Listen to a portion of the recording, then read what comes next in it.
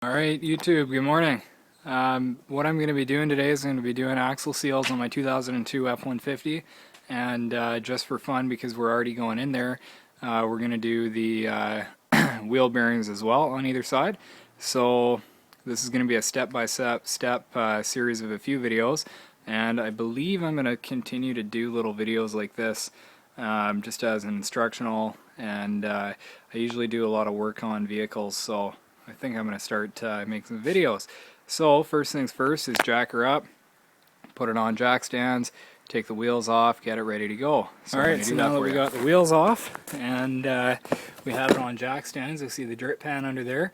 It is a 13mm bolt pattern there, so you're going to undo the bolts. And then also on the calipers, you're going to take off the calipers.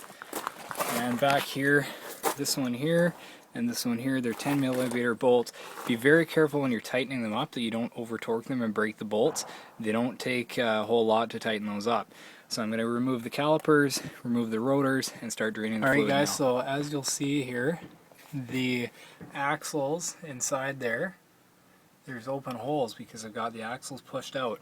There is a bolt up here. Okay, and you can rotate this, you got to put it in neutral. There's this 8mm bolt right here, okay, and that bolt is on a pin and it works through that hole there, okay, on that pin that goes through the hole here. Alright, and that holds in your axles, okay. That's holding in this, I believe it's called a spider clip, okay, which holds in these gears. Do not take out this clip, do not take out this gear. It's completely unnecessary and it's going to give you a lot of hassle if you do. These are the two E-clips, okay, both of them there. Those go on the end of your axle, and you have to pull out this pin, and then you push in from either end of your axle, on either axle, and slide out that E-clip with your fingers. Take them out and put them somewhere where you won't lose them. There's also a little trap down in here, clean all the fluid out of there, and now we can pull out an axle.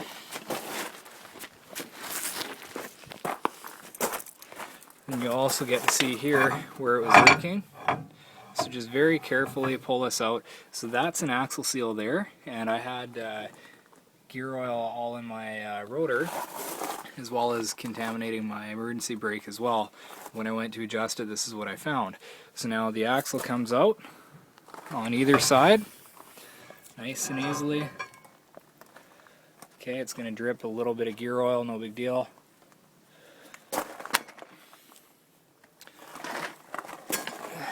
And there's that.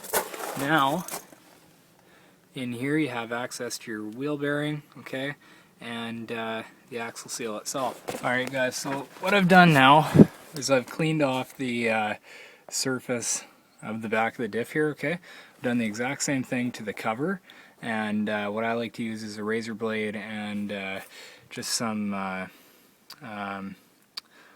what the heck is this stuff now? I can't remember now. An SOS pad, basically, whatever the heck this stuff is. Can't remember now, it's funny, it slipped my mind. Anyways, you clean off that, and then you're going to take some gasket sealer, and I like to use the high heat silicone gasket sealer, and basically once everything's back together, you're going to make a path around the bolt and around the whole cover. So go around every bolt in a full circle and just do a really good job of siliconing the cover.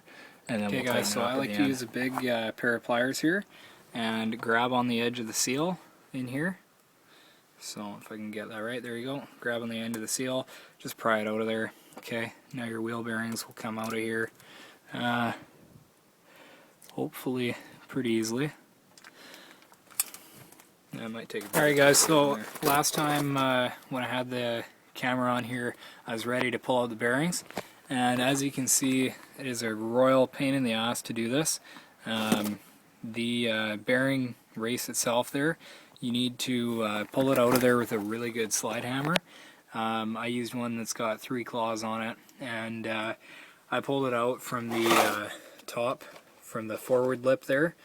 Some people say that you should do it from the back. I just grabbed onto the forward lip there and I found that was way easier. So once you pull that out, take a soft face hammer, evenly and gently tap in the new bearing, and you do this on both sides. Then you put in the new grease seal. Do not grease the bearing because the bearing is a wet bearing, and what you'll do is apparently you'll stop the oil, your gear oil, from getting into that bearing and lubricating it if you pack it with grease, and then when that grease wears out or whatever, it's just not good for it. So I would stay away from that. Put the new axle seal on there.